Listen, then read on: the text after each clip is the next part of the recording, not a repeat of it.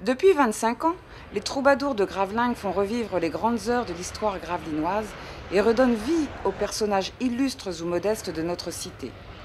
Du travail de conception à l'interprétation, auteurs, compositeurs, metteurs en scène, couturières et costumières, techniciens, accessoiristes, décorateurs, comédiens, figurants et danseurs, c'est l'histoire de tous ces bénévoles passionnés que nous allons vous conter tout au long de cette série documentaire « Les gens du son et lumière ».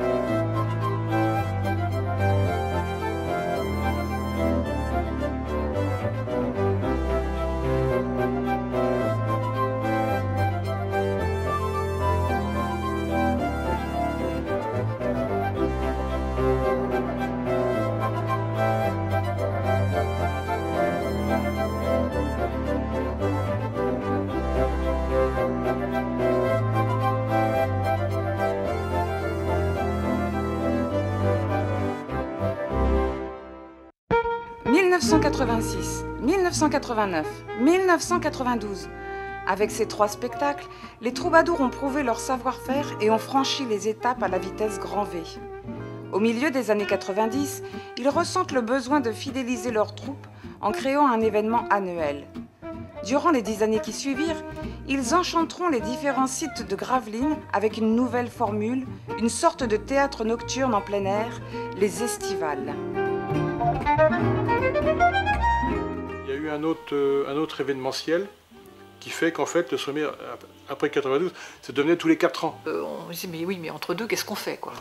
Et il y avait une espèce de manque, en fait, entre ce qu'on vivait au son et lumière, et puis il fallait attendre 4 ans pour en faire un, quoi.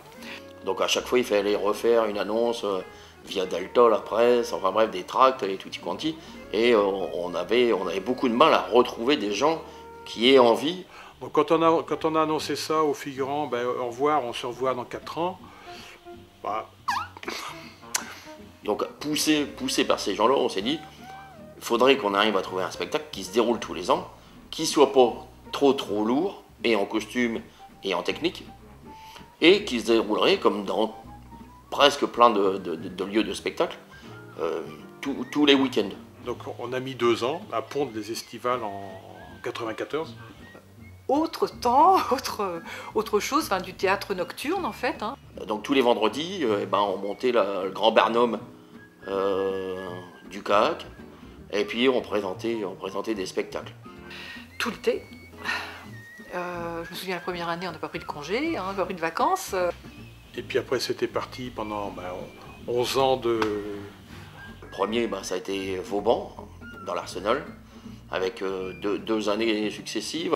Je contourne l'ouvrage et en apprécie en connaisseur les dehors avant d'envahir les dedans. Que craignez-vous donc des dehors et des dedans, monsieur le militaire? Les abords des citadelles sont toujours traîtres et renferment 1000 pièges. Je dois alors, avant que d'attaquer, tâter, sonder, apprécier la nature du terrain. Toute approche se règle selon que le terrain est dur ou tendre. Mais dans le même temps que je tâte, j'observe. On s'était lancé un petit défi en disant on va faire la Commedia dell'arte et puis on va jouer les personnages de la Commedia dell'arte. Alors évidemment, nous on ne faisait pas forcément de théâtre à l'époque, enfin personne ne faisait de théâtre. mais bon, voilà, donc on se réunissait à l'époque à la Maison pour tous de Gravelines aux Huttes, qui avait une salle de danse. Et on se faisait des entraînements, donc exercices de mise en confiance, etc.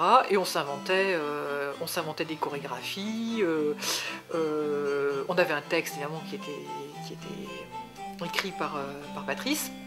Et puis on devait apprendre ce texte qui était en playback. Parce qu'à l'époque on n'allait certainement pas prendre des micros en direct. On n'était pas prêt à ça. Mais on apprenait nos textes et puis on jouait. On apprenait des textes et en même temps on faisait la pantomime, quoi. Mais quels sont ces soleils qui sillent dans le ciel? Serait-ce un gros bourdon qui nous conchit du miel? Par Dieu, mamie, voilà donc un vu qui s'affaisse. Je ne vois point ici de bourdon, ni sa fesse.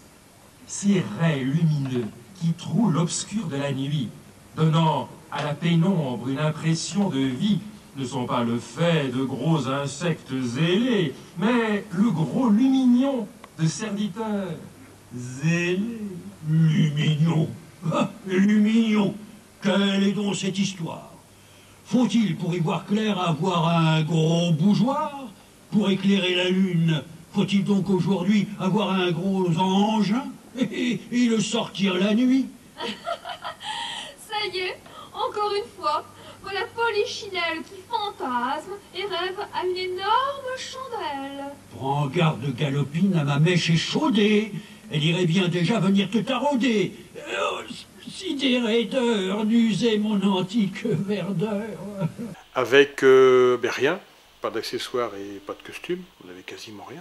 La costummation, je dirais après, elle a connu un tournant énorme, c'est avec l'arrivée de Marie-Paul, qui a pris la costummation en main et qui s'est lancé aussi un super défi, c'est commencer à coudre les costumes, à confectionner les costumes pour avoir, je dirais, tout doucement, ne plus avoir à louer les costumes. Et c'est là qu'il y a eu la création, dans l'année 93-94, la création de... Il y a dû avoir une dizaine de costumes à peu près, je pense. Donc c'est vrai qu'il y a eu un virage extrêmement important. Et parce que des gens passionnés ont rejoint le kayak et puis ont pris en main, voilà, ont donné une nouvelle vie et un nouveau dynamisme à l'association. Pour les villageois. Les petites mains de l'atelier couture ont la parole. Chaque mardi depuis septembre, les bénévoles de l'association Les Troubadours de Gravelines piquent et cousent les costumes du prochain Son et Lumière fin août. Pour le spectacle L'Histoire des Rives, 40 costumes de fantômes, des tenues de mousquetaires, des chemises de villageoises et la liste est encore longue, de quoi habiller 200 figurants. On ne fait pas du sur-mesure, on s'arrange toujours pour faire 3 tailles, petit, moyen, grand. Et puis après, lors des essayages, une pince par-ci, un pli par-là, c'est le système débrouille, quoi. C'est avant tout un travail d'équipe, sur le choix des tissus, les patrons, etc. L'association existe depuis 20 ans et les costumes des spectacles précédents sont précieusement conservés. Certaines pièces demandent jusqu'à 30 heures de travail avant le verdict de l'essayage. Voilà. J'adore ça, j'aime bien me trouver, comme tout à l'heure, avec le petit mousquetaire. J'adore m'occuper des gens et les habiller. Ces dames ont jusqu'à fin juin pour terminer la garde-robe de l'Histoire des Rives. Et puis aussi des gens qui sont venus aussi pour les accessoires, parce que non seulement les costumes, il fallait, bon, les accessoires aussi étaient loués, hein. On louait les fourches, on louait les pelles, enfin bref. Chaque année, il y avait, au moins tous les 2 ans, il y avait changement de programme, donc à chaque fois il fallait reconstruire des petites bricoles, aussi bien fausses caméras, faux accessoires d'appareils photo, et j'en passe des meilleurs. Il y avait également les caissons, les fameux caissons qui ont été réalisés pour le Gaudi, où on a fait un bateau un peu particulier. Bon, mais tout ça, il faut faire des choses qui se voient. On a l'impression que c'est réel et que c'est du factice et ça doit se démonter assez rapidement. On a eu Philippe d'Alsace sur la place de l'église, donc pendant 2 ans. Et Auguste Roi devenir, et Auguste Roi advenir, car Philippe aura cette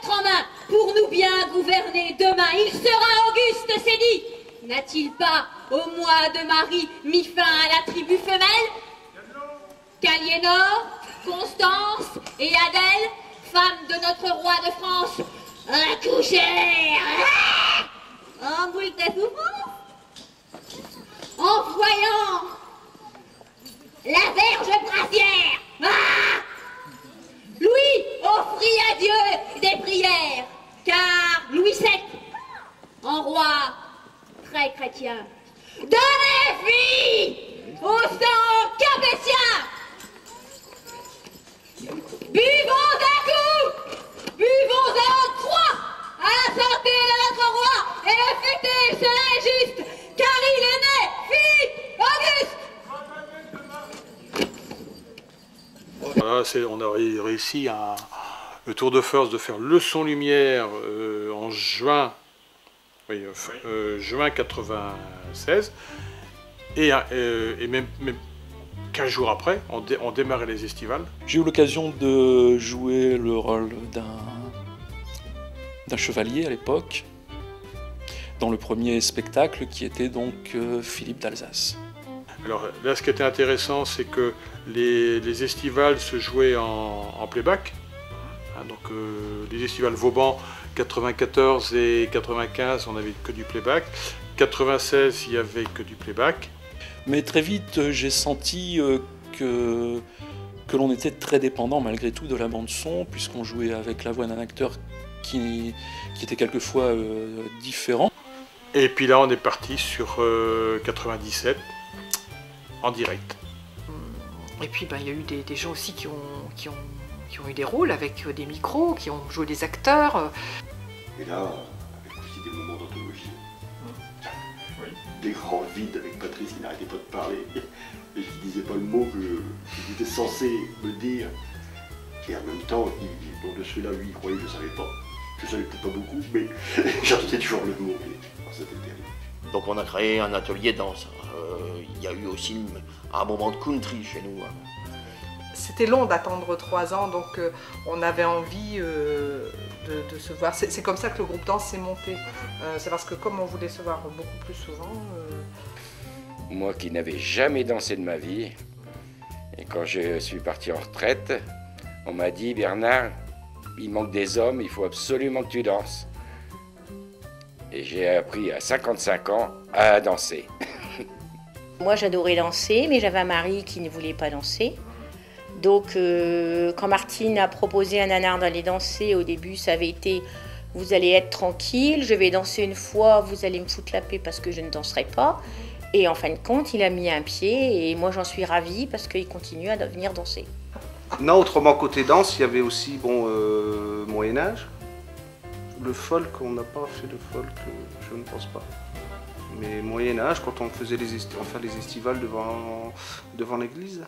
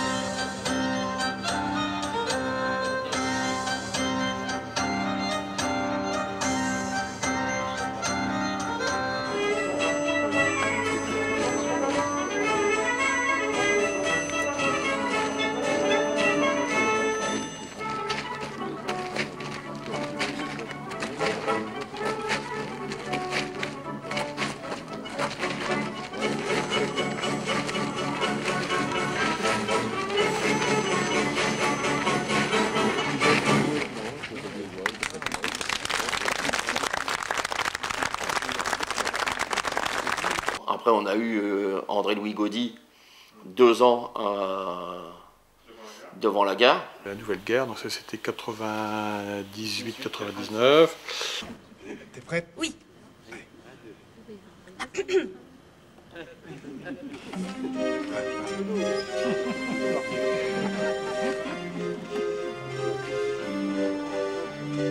Braves gens, écoutez l'histoire qu'on inscrit dans le répertoire.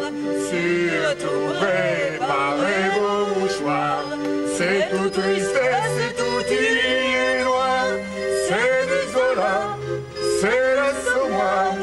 c'est à pleurer, c'est pitoyable, c'est de l'ego, c'est misérable. Même le jeune fille n'a pas fait mieux dans son paradis mystérieux. J'ai eu l'occasion de jouer un anarchiste devant la gare de Gravelines. C'est d'ailleurs l'un des rôles qui m'a marqué le plus profondément, effectivement. Et donc il y avait des scènes assez cocasses quand même dans ce spectacle, en particulier la descente du train où il fallait aller se cacher sur le quai de la gare, les fameuses interventions des policiers de l'époque, les vélos qui n'étaient pas toujours gonflés, les menottes fabrication maison d'un poids certain et d'un certain poids.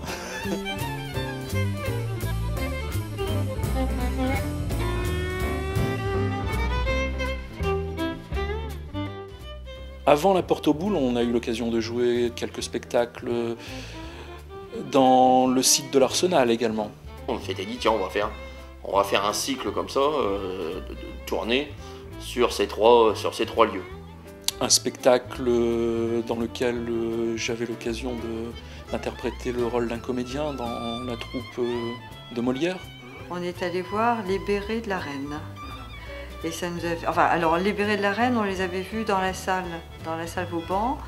On avait trouvé ça un petit peu loufoque, rigolo. Il y avait beaucoup de textes et en particulier nos rôles qui étaient des rôles dans lesquels il y avait des extraits des pièces de Molière et certains extraits qui étaient en vers, donc il fallait bien effectivement penser à respecter la scansion. Fuckingham, Duke de Fuckingham. Ces maudits Français ne sont-ils donc jamais prononcés my name? Fuckingham. Cet homme n'est pas fou, c'est un des bénévoles du Centre d'action et d'animation culturelle, le CAAC. Il donne la réplique tous les vendredis de juillet et août dans Elvire ou les Bérets de la Reine. Un couvent de jeunes filles. Oh, Saint-Cyr, Saint-Cyr, peu méchant endroit, milady. Pour vous, j'irai jusqu'en enfer, milady. Oui, bah c'est tout de suite que nous allons aller en enfer. À l'initiative du président de l'association, Patrice Bousset, les Ferrets de la Reine sont revus et corrigés façon Commedia dell'arte. Quoi C'est plus de 150 bénévoles qui chaque année envahissent Gravelines pour nous faire revivre l'histoire locale. Le duc de Fuckingdam nous emmène dans les antres de ce spectacle son et lumière où l'on découvre une véritable fourmilière. Nous avons déjà des costumières bénévoles qui fabriquent les costumes toute l'année, 2 jours par semaine. Et après, quand les gens s'inscrivent, ils doivent venir essayer les costumes, on doit les classer par numéro, refaire les retouches. Et on doit les amener ici. Comme les perruques, c'est pareil, on a des dames qui recoiffent les perruques.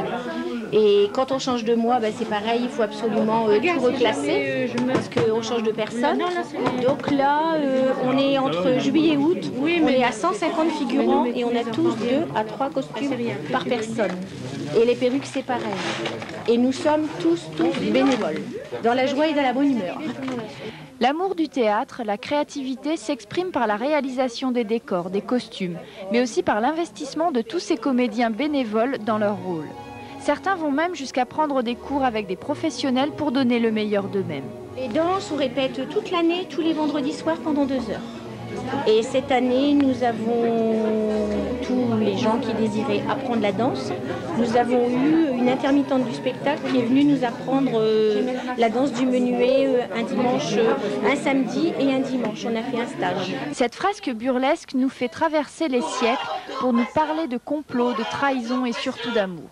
Si vous aussi vous voulez participer à ce voyage dans le temps, il vous reste 3 représentations, les 16, 23 et 30 août, dès 21h30 dans les jardins de l'Arsenal.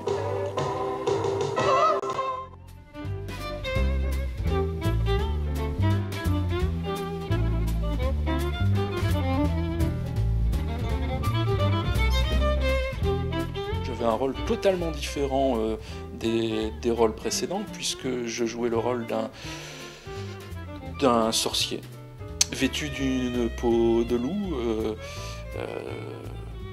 et mon texte était plutôt de l'ordre de l'incantation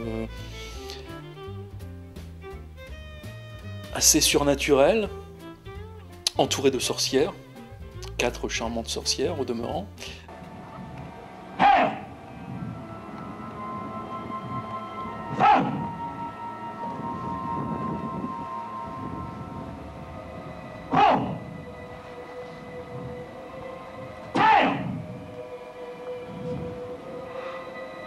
Corps terrestre, corps humain, que se mêlent les humeurs, les 4 fruits de l'homme, les 4 âges de la vie, les saisons, l'air, filtre invisible, charme aérien,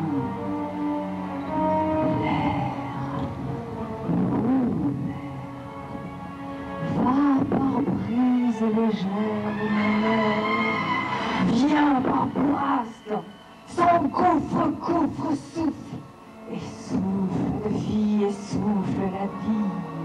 Donc j'ai débuté avec ce rôle-là. Alors au début j'aimais pas, hein, c'est quand on m'a dit tu veux pas faire la sorcière, non j'ai pas envie de faire la sorcière. Et puis après je me suis dit bah pourquoi pas, et puis et finalement j'ai vraiment aimé ce rôle-là. Ça m'a, je sais pas, j'ai renoué avec le plaisir de jouer, je crois. Parmi les derniers travaux comme ça, de gros engins où j'ai réalisé ça ici chez moi, parce que je ne pouvais, j'étais en arrêt, c'est le fameux Dragon Lion qui a servi pour les estivales de Philippe d'Alsace. Ça a démarré avec 2 armatures de lit. À partir de là, j'ai réalisé ce que je voulais, 2 roues de vélo pour faire des arceaux et ensuite bon, polystyrène pour faire les jambes et puis la tête. Pour le fonctionnement, il y avait 2 personnes qui devaient être à l'intérieur, porter ça comme sur les épaules. Et puis on avançait tout doucement en regardant à peu près où est-ce qu'on allait parce qu'on est invention à l'aveuglette. Celui de devant actionnait la tête et celui de derrière actionnait la queue, quoi. Et on nous demandait de mettre des bottes vertes pour pas voir que nous étions éventuellement en basket.